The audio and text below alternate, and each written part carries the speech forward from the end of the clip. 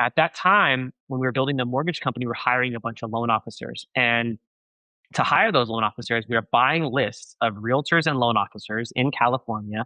And we were cold emailing those loan officers with a pitch to try to get them to come in and interview and come on our team. And so I had a bunch of lists. I had a list of realtors. I had a list of loan officers. I had these lists. And I had people in my office, adjacent offices to me at the time, that were like, "Hey, you got that list of realtors?" And I was like, "Yeah, I'll sell it to you. Give me $100 or whatever." So it was like Hmm. wasn't a big deal, but I was like, okay, there could be something here. So I went to a And website. Yeah. were you just buying these from other people or were you Yeah. scraping Yeah. them Just buying, yourself? no, not, yeah, buying from Okay. other people, just buying from You're websites. middleman. Yeah. So I went to a website. I saw on a website called, I think it was called BizBen. It's kind of like a biz buy sell. It could be still available today. I saw on a website that there was a company called listguy.com for sale. And all Ooh, that that's a good company, domain. yeah, all that company could be still in business today. And all that company did was sell lists. He had a realtor list. They had a dentist list. They had a chiropractor list. Every industry broken There's down. a lot, and there's a lot of websites that do this. I've bought from a lot of them. Right. So I thought in my head, hey, I already have a couple of these lists. I have some internet marketing knowledge ish. Maybe I can buy and acquire others. Maybe I can find some more and I can build a website like it. So I saw that business was for sale and they were doing, I want to say like $10,000 a month in revenue or something like that. And they were for sale for like 200 grand or something in this range. Wow. And I think I may have signed an NDA, I may have not, I don't remember, but I kind of inquired. I started digging a little bit. And that's kind of one of my skill sets is researching and copying, if you will. And so It's fun too. it's so much fun. I love it. So I digged a little bit and I was like, you know what? I think I can build something similar to this. And let's see where it goes. If it goes nowhere, we're going to get regular jobs. We're already applying, me and my wife, regular jobs. We're just like, hey, if this doesn't work. Can I side note you for a minute? Yeah. I just want to emphasize how valuable it is to go window shopping on bizbuysell.com or whatever website and dig into businesses. Like whether you want to buy it or not, you can learn so much digging into their due diligence docs. It costs nothing. Just I'm not suggesting anyone like breaks NDAs or does something unethical or steals proprietary info, but you can just learn. Like I remember I did the same thing. I was shopping on Biz by Sell and I saw this company that it enabled people to buy shipping, like e-commerce brands, to pay for shipping with crypto. It was like they were doing 300,000 a year in profit. They were selling for like 600,000 a year. And I just thought, interesting. Like I could copy this. I have a list of e-com brands. Like they only have like 0.5% of the market. And like, it just gets your gears turning, you know? 100%. Yeah. I mean, you can figure out what margins are in general for a certain industry. You can figure out where they acquire customers. If they have more detailed analytics, you can find out what channels are more profitable for them. I mean, there's so much you can find out. I wasn't maybe as in depth about it at the time. I just thought, hey, I have some lists. This guy has lists. He's making some money. I think I could do it. So we started a website. It was called the Data Supplier. So we started that website and we were like, hey, we're gonna buy a bunch of other lists. So we had a couple already. We're gonna buy a bunch of others and we're gonna package these based on industry and we're gonna sell these lists. And I want to say within a short handful of months, maybe 2 or 3 months, that business was doing like 30, 40, $50,000. It was just out of nowhere. It How was, are you and finding customers?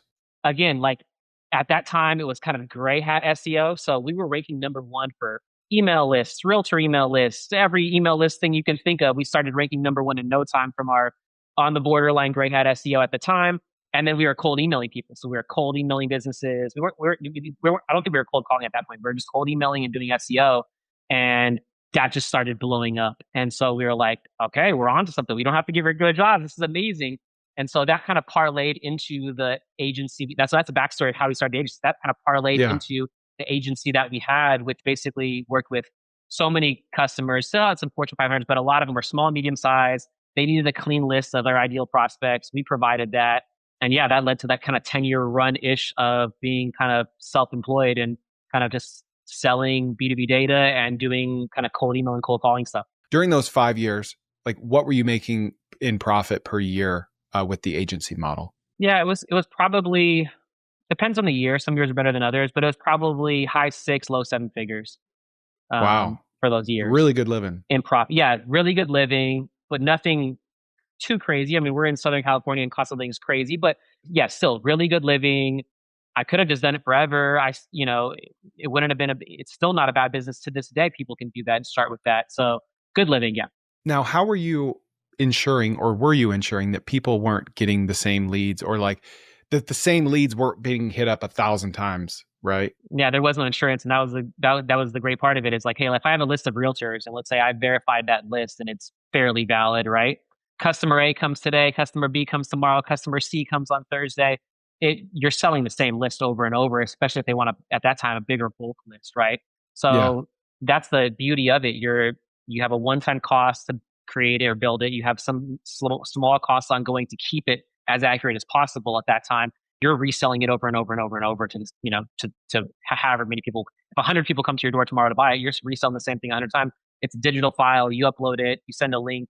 It was hard, but it wasn't, because there's also a lot of people that came. They don't want just every realtor. They want something very specific. Yep. So I'm manually manipulating CSVs. I had a team build a software to try to do it as where I can do it as best as I can. But you're joining files together. You're appending data where it's like, hey, I have these fields, but now I want to add a phone number, add an email, add a date of birth, add a whatever. So there's a lot of intricacies to building out strong lists, and then keeping them clean is the harder part, and that takes a lot of time and effort. Were you continually like revalidating the phone numbers and the emails, or no?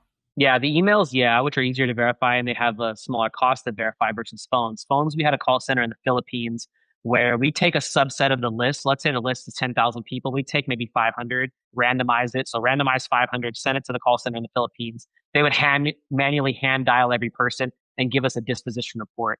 And that gave us a rough estimate of what that full list would look like in terms of accuracy. And so we want to have a certain threshold there as far as number of disconnects, number of wrong number, wrong person, et cetera. But yeah, I mean, verifying phone numbers is a little harder. Now, let's just say theoretically, you have a list of 10,000 realtors. What did it cost you to acquire that list? And what were you selling something like that for? Yeah, next to nothing. I mean, at that, I got sophisticated enough where I had relationships with so many people in the industry. I could get a list of, and still can probably, of every consumer in the US with just about every data point, minus, maybe a few, but like literally like your name, your date of birth, your address, all your interests and hobbies, your phone number. And I can, 200, 300 million consumers for like $1,000, like because of the relationships I had. So like literally next to nothing. So you're buying a realtor list for $100 or some small amount, and then you can resell that same thing for that same amount 20 times or an infinity amount of times. Yeah. And what would you sell them for? Like Yeah. So per lead, or like? we kind of try to double end it. So I ran a company where, so me and my wife were running this. So she had her own company and I had my own company. I had a company where I'd sell in bulk. So I'd say it's a realtor list. Every realtor in the US, $500. You want Yeah. California list? It's $200. Some just bulk list. Yep. She'd have a business where she's selling on a per lead model. So it could be anywhere from 50 cents to, yeah, retail and wholesale. yeah, yeah. So, and people would come to her and come to me, the same person. They'd say, I want this. Yeah. And then next week they'd go to her. So she had her own business that was selling on a per cents model, per cents per lead, depending on quantity and type and everything else. And I'd have a bulk one. And so we'd hit them from both ends. People need to understand, like, I've purchased realtor lists a dozen times for, I've launched 80 businesses, right? So sometimes I want to cold email them, cold call them, cold text them. Sometimes Bismarck, North Dakota. Sometimes everyone in California. I would reckon that most people that buy these lists from you never end up even reaching out to a lot of them, if not most of them, if not any of them, right? Because like the initiative dies down, or they can't figure out the cold email software, or they lose steam. Like, so it's not like if you sell a list 100 times, those 100 realtors are each getting beat up 100 times. It usually doesn't work like that, right? 100%. Yeah. I mean, we still see that to this day where, there's a lot more to the list that goes into a successful outbound sales campaign, right? Yeah. It's the messaging, it's the timing, did they have intent? There's all these other factors. It's how you're sending, it's your product or service. Like are you targeting the right ICP? There's so many factors that go into this that, yeah, I mean, most of the smaller SMBs or mom and pop shops aren't successful with these type of campaigns. And so there's a lot of factors that go into it for sure. You might not know this, but this is not my full channel. If you want to watch the full episode of the segment that you just saw, go ahead and check this out or the link in the description.